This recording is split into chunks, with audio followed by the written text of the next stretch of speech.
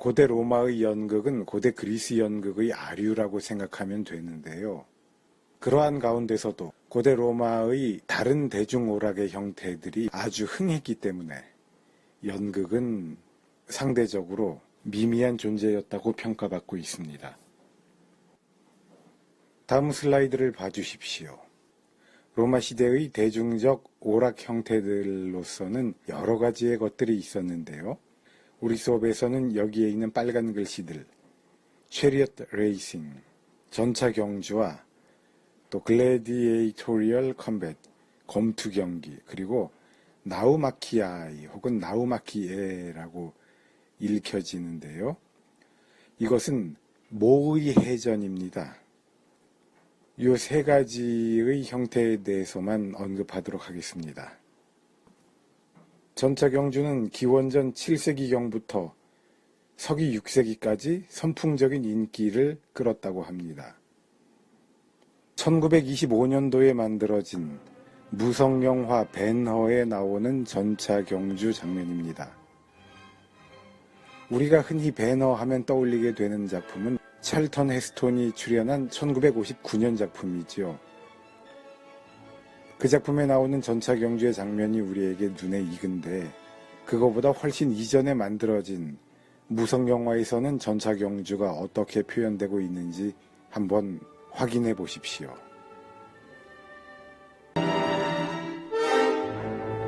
이 영화 안에서 벤허로 출연하는 남자 배우는 이 예쁘장하게 생긴 라몬 나바로라고 하는 사람입니다. 일제강점기 때 우리나라 학생들의 방에 가면 저 사람 사진 한 장씩은 붙어 있었다라는 말이 그 당시의 대중 잡지에 실려 있습니다. 당시에 아주 유명했던 배우인데요. 여러 영화들에 출연을 했고 그레타 가르보의 마타하리 같은 영화에도 출연을 했습니다. 또 말씀을 드리겠지만 이 영화는 일제강점기 때 우리나라에서도 개봉이 됐습니다. 우리나라 대중들에게도 이 영화가 소개되었고요. 또 당시에 이 영화를 해설한 변사의 목소리가 유성기 음반에 담겨서 지금 다시 그 CD로 복각되어서 나와 있습니다. 서상필이라고 하는 그때 유명했던 변사가 영화 벤허를 소개하는 말이 유성기 음반에 담겨 있는 것을 지금 우리가 이 영화의 동영상의 배경으로 같이 좀 들어보도록 하겠습니다.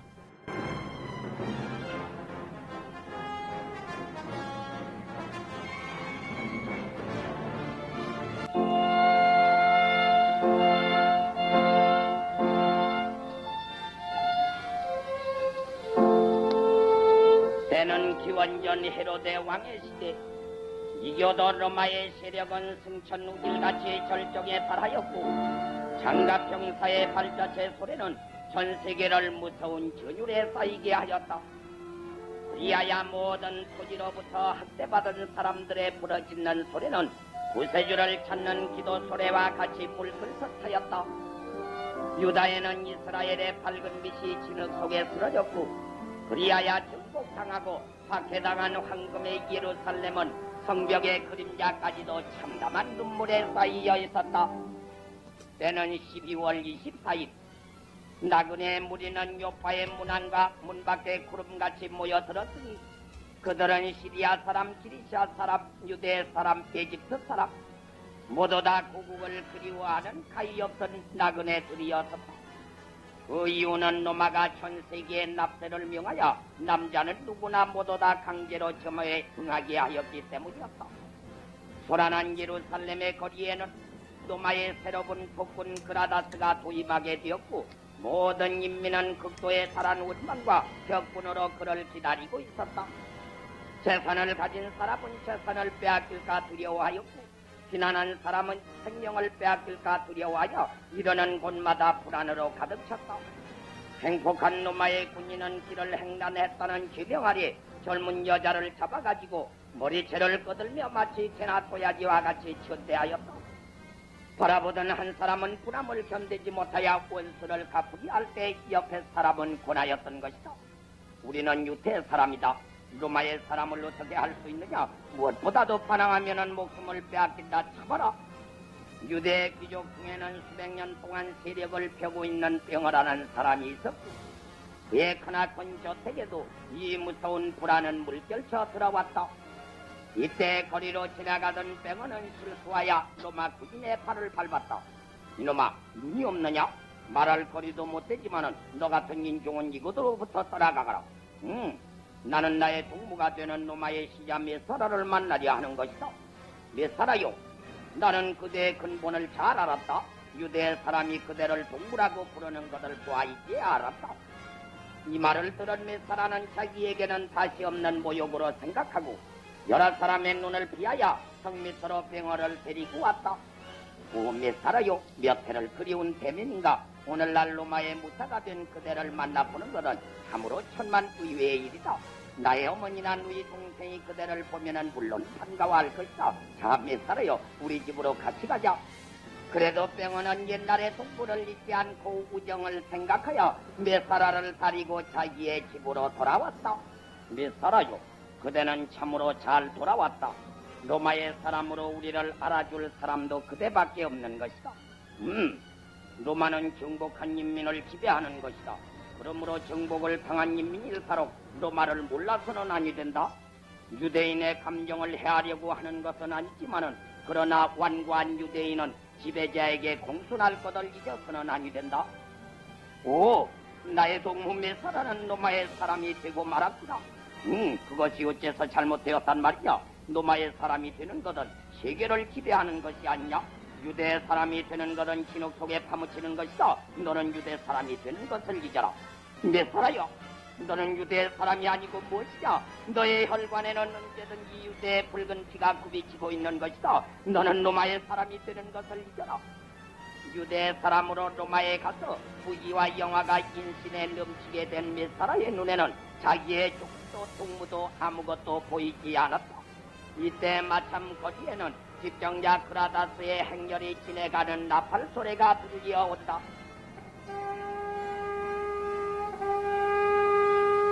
메사라는 밖으로 나갔고 병헌은 높은 곳에서 구경하다가 대화장을 떨어뜨려 이로 말미암아 어머니와 누이 동생과 세 사람은 다같이 메사라에게 붙들려 가게 되었다.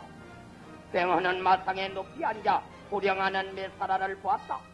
그는 철철의 불안을 참지 못하여 오 시기여, 심판의 날이 돌아와서 나로 하여금 저에게 원수를 갚게 하여 주소서. 끌려가는 유대 사람들, 그들은 불타는 화야를 거쳐 바다로 가는 것이었다. 그리하여 그들은 종신토록 군용선 자리에 놓젓는 교수로 구사하게 되었다. 인간으로서는 당하지 못할 무서운 학대와 고통, 한 사람의 늙은이는 견디다 못하여. 네, 대단하죠. 이 영화는 일제강점기 때 우리나라의 대중들도 봤습니다. 그래서 그 영화와 관련된 신문 기사가 이렇게 나기도 했습니다. 로마를 대표하는 다양한 대중적 오락 형태들이 원형극장 콜로세움에서 행해졌지요. 그것과 관련해서 히스토리 채널에서 제작한 동영상을 잠깐 보시도록 하겠습니다.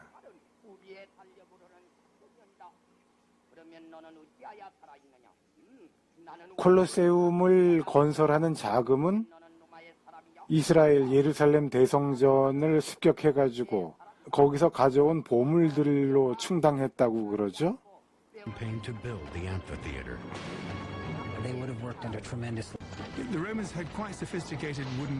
콜로세움의 건설 과정에 대해서 잠시 보시겠습니다. 이 영어를 잘 들어보십시오. 우리 귀에 쏙쏙 들어옵니다. 또 영어 듣기가 여의치 않으신 분들은 그림만 봐도 무슨 이야기인지 이해가 되실 것입니다.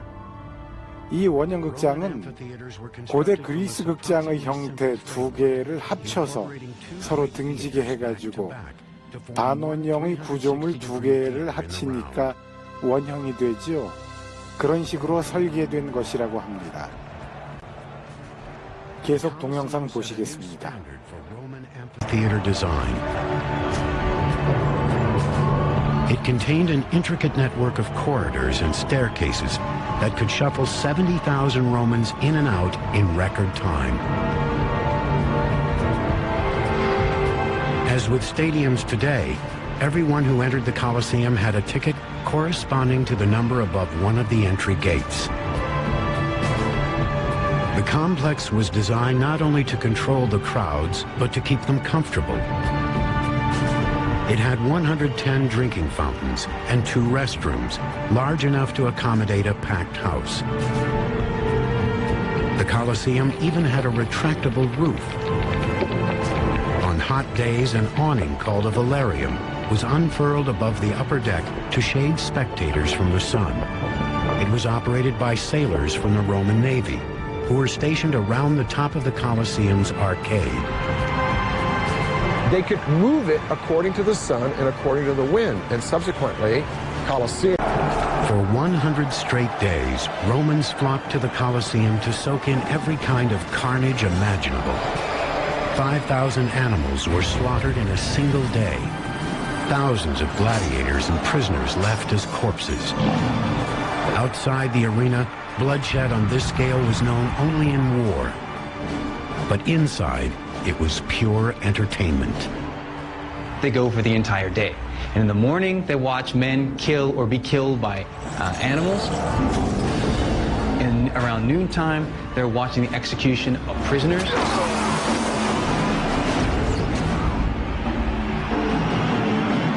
And then finally, in the afternoons, from the main event, primetime TV kind of experience is the best for last, and that's going to be gladiators, man against man. 네, 검투 경기가 로마의 콜로세움에서 아주 인기 있는 종목이었다라는 설명이 나오고 있습니다. 그리고 또 하나 일체로웠던 오락물거리가 있죠. 그것이 바로 나우마키아 혹은 나우마키에라고 표기되는 것입니다. 이것은 맨 땅에다가 물을 채워서 그 물 위에 배들을 띄워놓고 그 배들이 서로 전투를 벌이는 모의 해전을 보여주는 것이었습니다. The Colosseum's naval battles were an astounding engineering triumph, but they proved to be a fleeting trend in the world's most famous arena. Within a decade, flooding operations were abandoned in favor of a renovation that would revolutionize the games. A new 2-story substructure beneath the arena called the Hypogeum. Within it were a system of elevators and trapdoors that enabled tigers and armed gladiators to suddenly pop up through the floor and slaughter their unsuspecting victims. Although the real spectacle happened up here in the arena, the backbone, the nerve center, the real support system of the arena was down below in the Hypogeum. And there were lion runs, cages for wild animals being taunted, gladiators sharpening their swords preparing for death, condemned criminals in cages.